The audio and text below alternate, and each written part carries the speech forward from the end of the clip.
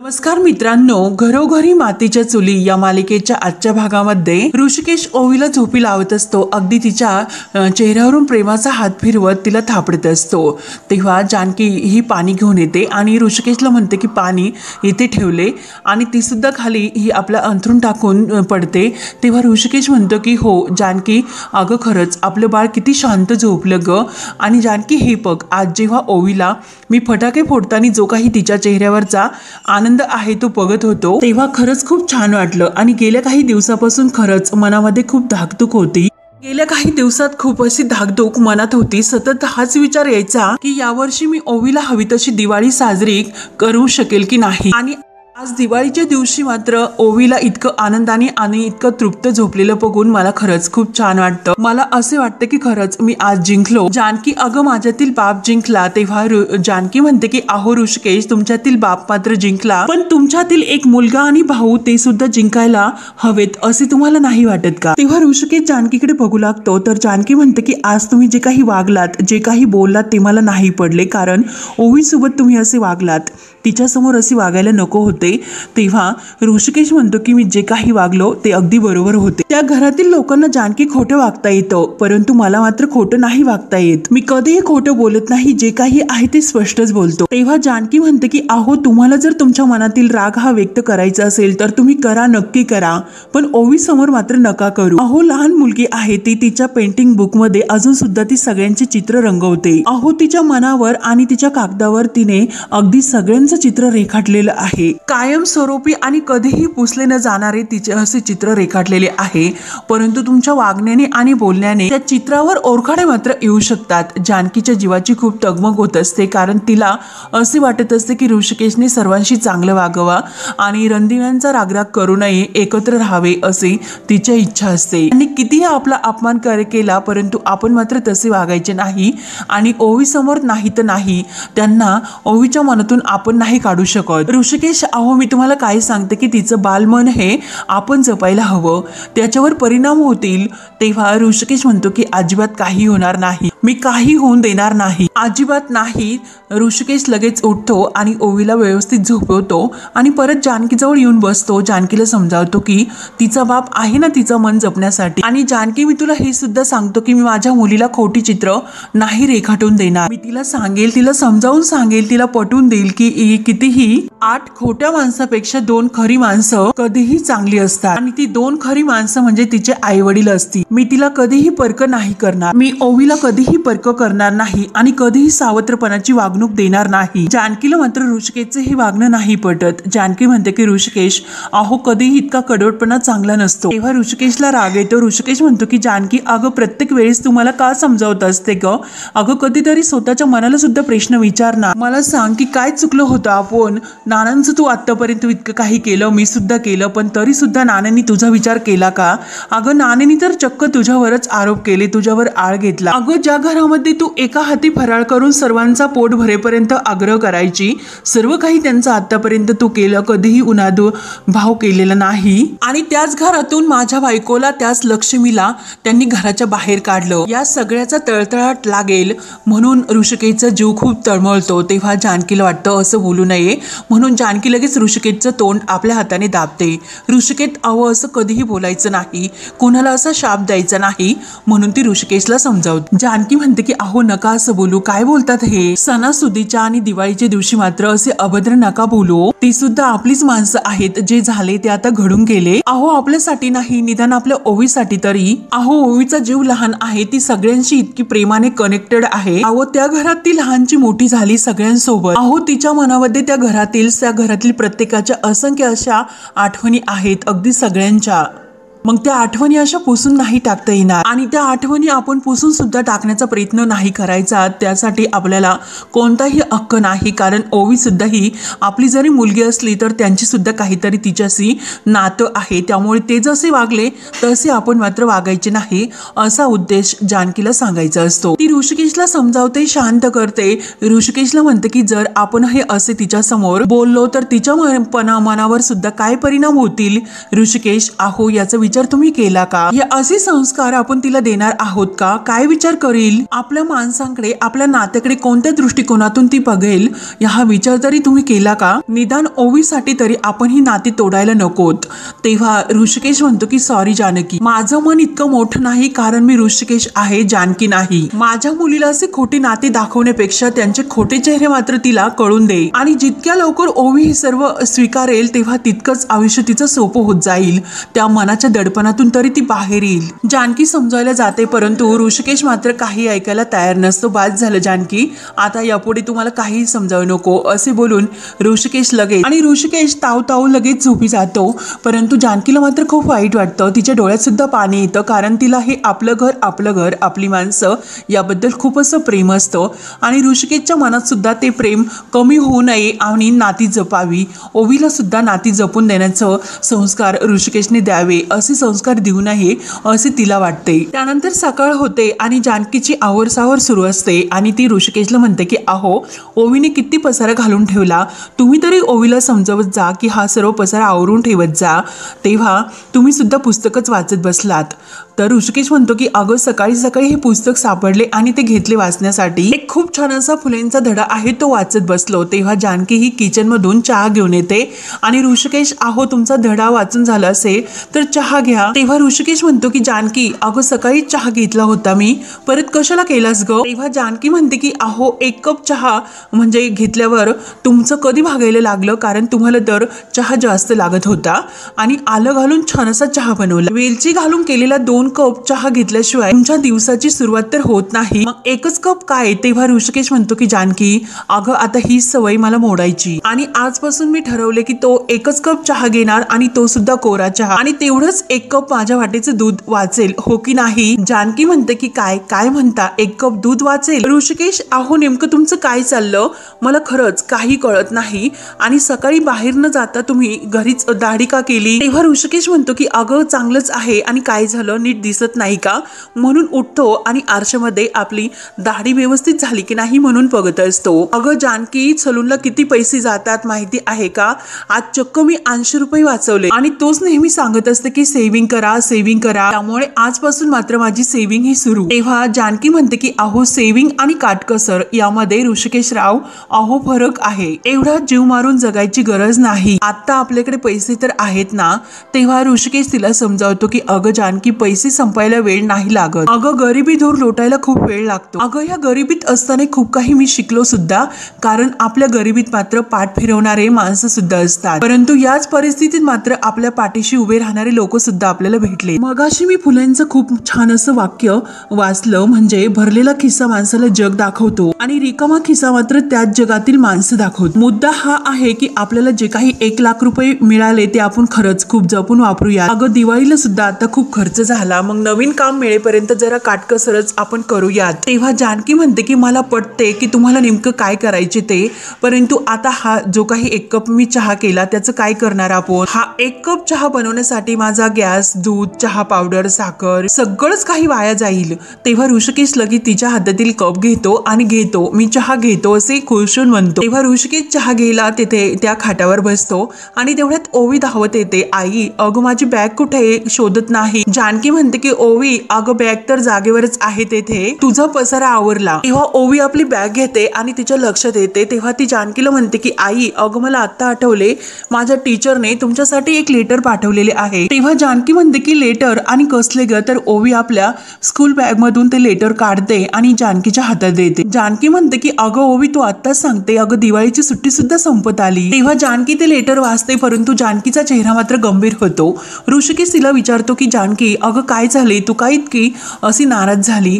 तेव्हा जानकी म्हणते की अहो, दिवाळीची सुट्टी सुद्धा संपली, आणि ओवीच्या शाळेची स्कूल फी सुद्धा आपल्याला भरायची आहे, आणि दिवाळीच्या सुट्टीनंतर शाळा सुरू होणार आहे, पण त्या अगोदर जे काही फी आहे ती सर्व भरण्यासाठी या लेटरमध्ये सांगितलेले आहे, तशी नोटीस त्यांनी आपल्याला दिली. तेव्हा ऋषिकेश म्हणतो की ठीक आहे जानकी, अगं, बक्षिसाची जी रक्कम आहे ना, त्यातून मी ओवीच्या शाळेची फी भरेल, तू नको टेन्शन घेऊ. तेव्हा जानकी म्हणते की नशीब शाळेने अगोदरच कळवलं ते बरं झालं. ओवीच्या शाळेची फी जरा बाजूला तरी काढून ठेवता येईल आणि आता पैसे सुद्धा कमी आहेत, आणखीन दुसरा खर्च दारात उभा राहील माहिती नाही. त्यानंतर इकडे मात्र ऐश्वर्याला काही आपल्या जानकीचं सुख काही पगवत नाही, म्हणून ती एका म्हातारीचं सोंग घेते आणि ती अशी लंगडत अशी वाकत त्या एक टोपली घेऊन जानकीच्या दाराशी येते आणि तिने आपल्या त्या बॉक्समध्ये टोपलीत जे बॉक्स असतं त्याच्यामध्ये जे काही मोठे फटाकडे असतात तर ते घेऊन आलेले असते. तेव्हा मात्र घराकडे अगदी डोकावून बघत असते की कोणी आहे किंवा नाही आणि त्या म्हातारीचा वेश मात्र चांगला केलेला असतो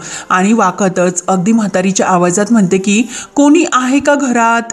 तेव्हा ऋषिकेश आणि जानकी घरात असतात, त्यांच्या कानावर हे शब्द पडतात. तेव्हा जानकी आतूनच विचारते की कोण आहे. तेव्हा ऐश्वर्या त्या आवाजात म्हणते की साफसफाई वाली हे बेटा, दिवाळी की दिवाळी लेने आई हो. तेव्हा ऋषिकेश लगेच आतमध्ये जानकीला म्हणतो की अगं तू बोललीस आणि आता लगेच खर्चाला फाटे फुटायला सुरुवात सुद्धा झाली. तेव्हा जानकीला मात्र हसायला येतं. ऋषिकेश लगेच आपल्या खिशातून 50 रुपये काढतो आणि हे घे दे त्यांना असे म्हणतो. जानकी खुशून म्हणते की आहो साफसफाई वाले खरंच परिसर स्वच्छ करून किती छान करतात, मग आपल्यामुळं त्यांची सुद्धा दिवाळी ही छान व्हायला हवी आणि फराळ सुद्धा देते. 1 मिनिट आले असे बोलून जानकी किचन मध्ये जाते आणि ऐश्वर्या ही त्या म्हातारीच्या वेशात आवाजावर आवाज देऊ लागते. तेव्हा जानकी दिवाळीचं फराळ घेते आणि एका कागदात ठेवून ते पिशवीमध्ये घेऊन आणि ते 50 रुपये घेऊन बाहेर येते आणि ऋषिकेशला म्हणते की तुम्ही आवरून घ्या आणि बाहेर आल्यानंतर म्हणते की मावशी अहो. ऐश्वर्याने मात्र चेहऱ्यावर पदर घेतलेला असतो आणि ती काही जानकीला चेहरा दाखवत नाही. जानकी मावशी मावशी करत असते की अहो हे घ्या तुमच्यासाठी हा दिवाळीचा फराळ सुद्धा आमच्याकडून आहे आणि छोटीशी भेट म्हणजे पैसे ती ऐश्वर्याला द्यायला सुरुवात करते. ऐश्वर्या तिच्या आवाजात म्हणजे त्या म्हातारीच्या आवाजात म्हणते बहुत बहुत शुक्रिया, आजकाल के जमाने में कोई किसी के लिए नहीं करता. जानकी मात्र आपली सहज विचारी अगदी सहजपणे तिच्या काही लक्ष देत नाही. अहो दिवाळी हा सर्वांसाठी आनंदाचा सण आहे, मग तू सगळ्यांसाठी सुखाने जायला नको का. ऐश्वर्या ही तिच्या आवाजात म्हणते की बराबर है बेटी बराबर है, भगवान तुम्हारा घर खुशियों से भर देगा. जानकी मात्र खुश होते आणि तिला हात जोडते मनापासून थँक्यू, कारण ती खुश झालेली असते जानकीला असा आशीर्वाद दिल्यानंतर. परंतु तिला हे माहिती नसतं की ही ती मोलकरीण म्हणजे ऐश्वर्या आहे ते. जानकी तिला विचारते की काय हो तुम्हाला काही पाणी वगैरे आणू का. तेव्हा ऐश्वर्या म्हणते की नाही शुक्रिया आणि तेवढ्यात ऋषिकेश तयार होतो. जानकीला आवाज देत असतो की जानकी म्हणते की आले आले. तेव्हा लगेच ऐश्वर्या जानकीला थांबवते आणि मला काही म्हणजे अजून घरं घेण्यासाठी बाहेरच्या दाराशी सुद्धा जायचे, मग माझी ही टोपली आहे मेरा सामान, तर मैं यहाँ रखू का असे ती विचारत असते. मेरी कमर में बहुत दर्द है बेटा, मैं अपना सामान यहाँ रख सकती का. ये बहुत जड़ सामान है और मैं उठा नहीं सकती, हाथ में भी खूप दर्द होता है, मैं अपना हे सामान यहाँ रखू का, 10 मिनिट आती हो. तर जानकी म्हणते की काही हरकत नाही तुम्ही ठेवा आणि लगेच ऋषिकेशने आवाज दिल्यानंतर ती घाईने आत जाते. तेव्हा ऐश्वर्याच्या अगदी मनासारखं होतं आणि तिचा प्लॅन तिला सक्सेस करायचा असतो. आतमध्ये आल्यानंतर जानकीला ऋषिकेश म्हणत असतो की अगं एवढेसेच पैसे शिल्लक आहेत, मग यातून मी आपल्या ओवीची शाळेची स्कूल फी भरू का. तेव्हा मात्र जानकी म्हणते अहो ऋषिकेश ओवीच्या शाळेची फी भरल्यानंतर आपली सर्व काही पैसे तर संपणारच आहे, मग त्यानंतर आपण काय करायचे. तेव्हा ऋषिकेश म्हणतो की अगं काय करायचे म्हणजे मी तेच करणार की जे कुस्तीच्या वेळेस केले होते, प्रत्येक परिस्थितीशी मी लढणार. आणि बाहेर मात्र जानकी ही आतमध्ये आल्यानंतर त्या ऐश्वर्याने तेथे तिची ती टोपली ठेवलेली असते आणि तिच्या टोपलीमध्ये जो काही तुतळी बॉम्ब असतो तर तो पूर्णपणे त्याचा पूर्ण एक बॉक्स असतो आणि जाताना ती म्हणते की बहुत बडे ऍक्टर ओ बनेगी. आणि जानकी अगं काय मी तुला मूर्ख बनवलेस, अगं तुझीला बिचारी समजत होती तिनेच तुझी शिकार केली. आणि तेव्हा मात्र इकडे तिकडे बघत तो बॉक्स तेथे ठेवते ती टोपली सुद्धा आणि ते जे काही जानकीने तिला सामान दिलेलं असतं ते सुद्धा तेथेच ठेवते आणि लगेच अशी लांब फटाक्याची वात असते तर ती आपल्या हातात काढून घेते आणि लांब एका झाडापाशी जाऊन बसते आणि आपला जो काही प्लॅन आहे तो तिला पूर्ण करायचा असतो. त्यानंतर ऋषिकेश हा जानकी आणि ऋषिकेश गप्पा करत असतात. ऋषिकेश जानकीला म्हणतो एका कामासाठी मला फोन आला होता, मी जरा जाऊन बघून येतो आणि बघूयात की सयाजीरावांचा धाक जिंकतो की माझं नशीब. तेव्हा जानकी खुशून म्हणते की ऋषिकेश मला माहिती आहे की नक्की तुम्ही जिंकणार आणि खुशून ऑल द व्हेरी बेस्ट असे म्हणते. तेव्हा ऋषिकेश म्हणतो की थँक्यू जानकी. जानकी खुशून म्हणते की अहो ऋषिकेश, तसेही देवी आईचा आशीर्वाद तुमच्या पाठीशी तर आहेच. तेव्हा ऋषिकेश म्हणतो की हो, आणि हे पैसे नीट व्यवस्थित जपून ठेव. यातील काही पैसे तू 5,000 रुपये घर खर्चासाठी काढ. आणि 5,000 महिना काढणं खरंच खूप कठीण आहे, पण तरी सुद्धा तू म्हटली की कुठलाही खर्च दाराशी येईल हे सांगता येत नाही, कारण हे ऐश्वर्याने मात्र आता काही वाढून ठेवलेले असते. तर बाहेर एका झाडाखाली जाऊन बसते, आपल्या कमरेला जे लायटर असते ते काढते आणि ते पेटून लगेच जी काही ती फटाक्याची वात असते तिला पेटून देते. आणि जानकी, अगं तुझा हा सुखाचा वनवा आहे ना, तो सुद्धा मी भकास करून टाकणार आहे, म्हणजे तुझा संसार उद्ध्वस्त करणार. तुझ्या चेहऱ्यावर मात्र मी आनंद नाही राहून देणार. काल तर तू खूप आनंदात दिवाळी सेलिब्रेट केली, परंतु आज मात्र बघ की मी काय धमाका करते ते. माझ्या या धमाक्याने मी तुझा सुखाचा संसार जाळून खाक करून टाकणार आहे. मग माझ्याकडून तुझ्यासाठी हे दिवाळीचं गिफ्ट. आणि ऍक्टिंग करत म्हणते की हे सुखाची दिवाळी याद राहील बेटा. आणि ती वात पेटून देते आणि गंमत बघत असते. आणि तेव्हा मात्र आता ऐश्वर्याला वाटत असते की नक्की आता यात जानकीच होरपळेल, परंतु मात्र देवाची काही वेगळीच ही किमया असते, कारण ते सगुनच आपली बिचारी होरपळली जाते. कारण आता त्याच वेळेस गुलाबदादा आणि आपले एक सगुण आहे आपल्या जानकी आणि ऋषिकेश दादांच्या दिवाळीला घरी येतात. गुलाबदादा आपल्या सगुणाला सांगत असतात की बघितलंस का, किती लाइटिंग केली, मस्त पणत्यांची रास घातली. आणि हे बघ यांनी जो काही कंदील आहे ना यावर्षीचा त्यांनी घरी बनवलं बरं का.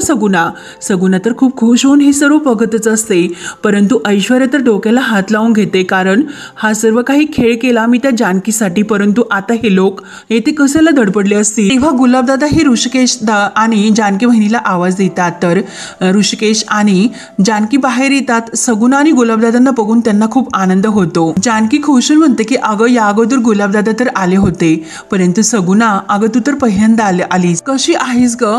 तेव्हा सगुणा म्हणते की वहिनी अहो बरी आहे. तेव्हा गुलाबदादा म्हणतात की वहिनी साहेब रांगोळी खरंच खूप भारी काढली तुम्ही. जानकी खुशून सांगते की अहो मी आणि ओवीने काढली. तर इकडे ऐश्वर्या मात्र तिच्या जीवाची अशी तगमग सुरू असते. ती तिकडूनच म्हणत असते की अरे बाजूला व्हा नाहीतर फुकटचे मरताल. तेव्हा सगुणा ही घराकडे बघत असते आणि तुमचं घर तर आमच्या घरापेक्षा खूप मोठं आहे हो की नाही. तेव्हा गुलाबदादा तिच्यावर डोळे वटारतात. तेव्हा ऋषिकेश म्हणतो की जानकी अगं त्यांना घरात तर बोलू ना तू. तेव्हा जानकी म्हणते की नाही अहो घर घेतल्यापासून आणि पहिल्यांदा दिवाळीत आपल्याकडे पहिल्यांदा हे नवीन पाहुणे येतात, मग त्यांचे आनंदात स्वागत करायला नको का, म्हणून जानकी त्यांच्या स्वागतासाठी लगबग आलेच असे बोलून आत जाते. तेव्हा ऋषिकेश लगेच म्हणतो की या तुम्ही दोघे वर तर या, मी आलोच. आणि तो सुद्धा आत जातो. तेव्हा जानकी काहीने ताट घेते, औषणाची तयारी करत असते, देवघरात जाते, हळदी कुंकू घेत असते आणि तिला औषण करायचे असते. तर इकडे बाहेर गुलाबदादा हे सगुणाचा रागाने हात धरता आणि काय ग सगुणे तोंडाला घेऊन ते कसे बडबड करतेस ग, जर तुला चांगलं बोलता येत नसेल तर तू गप्प राहत जा. तेव्हा सगुणा म्हणते की तुम्ही गप्पच राहा. तर इकडे ऐश्वर्याच्या जीवाची मात्र तगमग सुरू असते की बावळट लोक आहोत जा ना तुम्ही इकडे, कारण तिला असे वाटत असते की आता नेमकं फटाके फुटणार आणि त्यात हे गुलाबदादा आणि सगुणा होरपळणार. तेव्हा मात्र गुलाबदादा आणि सगुणा यांचं भांडण सुरू असतं. तेव्हा गुलाबदादा आत जायला निघतात आणि सगुणा त्यांच्या मागून. तेव्हा दरवाजातच गुलाबदादा उभे असतात. तर सगुणाचे मात्र जे काही टोपलीमध्ये तो बॉक्स असतो त्याच्याकडे लक्ष जाते. तेव्हा मात्र ती विचार करते की हा मिठाईचा बॉक्स येथे कोणी ठेवला असेल. तेव्हा लगेच आता ऐश्वर्याही ते पाहते आणि नको ग नको, त्या बॉक्स जवळ जाऊ नको, होरपळशील, नाहक पडशील त्यात. तर सगुणाही तो बॉक्स हातात घेते आणि बॉक्स उघडते. तोच खूप मोठा असा बार होतो आणि बार झाल्यानंतर सर्व काही फटाके एका सोबतच एका मोठ्या आवाजात फुटतात. तर लगेच सगुणा खूप घाबरते आणि जोरजोरात ओरडत असते, कारण तिच्या अंगाला खूप असे भाजलेले असते. तर त्या आवाजाने जानकी ऋषिकेश धावतच बाहेर येतात. सगुणाची मात्र अवस्था फार दयनीय होते. सगुणा पूर्णपणे भाजली जाते आणि बेशुद्ध सुद्धा पडते. तोच जानकी धावतच एक रग घेऊन येते आणि तिच्या अंगाला लागलेली आग ती होते. गुलाबदादा आणि ऋषिकेश मात्र यांची सुद्धा अगदी घाबरून धांदल उडते. ते सुद्धा लगबग सगुणाला हॉस्पिटलला नेण्याची तयारी करतात. ऐश्वर्या मात्र हे सर्व बघून तेथून लगेच पळ काढते. गुलाबदादा रडतच म्हणतात की डॉक्टर साहेब लवकर या. ऋषिकेश सुद्धा डॉक्टर साहेबांना आवाज देतात.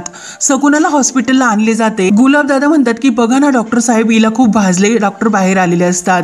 तर ते शांत राहायला सांगतात आणि काय झाले असे विचारतात. तेव्हा ऋषिकेश सांगतो की आमच्या घराच्या बाहेर फटाक्यांना आग लागली आणि त्यात ही सगुणा आणि तिची साडी जळाली, त्यात ती खूप भाजली सुद्धा आणि माझ्या बायकोने पटकन असे ब्लँकेट टाकले आणि तिला या आगीतून वाचवले, परंतु हिच्या हातापायाला मात्र खूप भाजले, बेशुद्ध पडली ती। तेव्हा गुलाबदादा मात्र खूप असे हात जोडून विनवणी करत असतात, रडत असतात। त्यांची अवस्था खूप दयनीय होती। जानकीला सुद्धा खूप वाईट वाटतं। तेव्हा डॉक्टर लगेच आपले जे काही ऑर्डर असतात तर त्यांना पेशंटला तिकडे हलवण्यासाठी सांगतात आणि ऑपरेशन थिएटर मध्ये नेले जाते आणि लगेच त्याच्यावर उपचार सुरू होतात। तेव्हा गुलाबदादा खूप रडत असतात, तर जानकी त्यांना समजावते की गुलाबदादा, अहो तुम्ही शांत व्हा, डॉक्टर आलेत ना, आता ते सर्व व्यवस्थित करतील, सगुना व्यवस्थित बरी होईल। तेव्हा गुलाबदादा स्वतःला दोष देत असतो की नाही वहिनी साहेब, हे सर्व माझ्याच मुळे झालं, माझीच चूक झाली, मी उगाच तिच्यासोबत भांडत बसली, जर लक्ष दिलं असतं तर तिने ते बॉक्स उघडले नसते आणि आज हे सगळं झाले नसते। तेव्हा ऋषिकेश म्हणतो की गुलाब, अरे असं स्वतःला दोष देत बसू नको, सगुनाला काही होणार नाही, जानकी मी आहे ना तुझ्यासोबत, काळजी करू नको, शांत हो। तेव्हा जानकीला ते सर्व काही आठवते की ती जी काही म्हातारी म्हणजे ऐश्वर्या आलेली होती आणि ती जे काही बोलत होते सर्व काही जानकीच्या लक्षात येते आणि नक्की ती कोणीतरी दुसरी तिसरी कोणी नसून ऐश्वर्या असणार आणि ती विचार करते की त्या फराळच्या बॉक्समध्ये फटाके आलेच कुठून आणि गुलाबदादा ही खूप रडत असतात। तर ऋषिकेश त्यांना समजावतो आणि जानकी मात्र आता नक्की हे सर्व कारस्थान त्या ऐश्वर्याचेच असणार हे तिच्या लक्षात येते।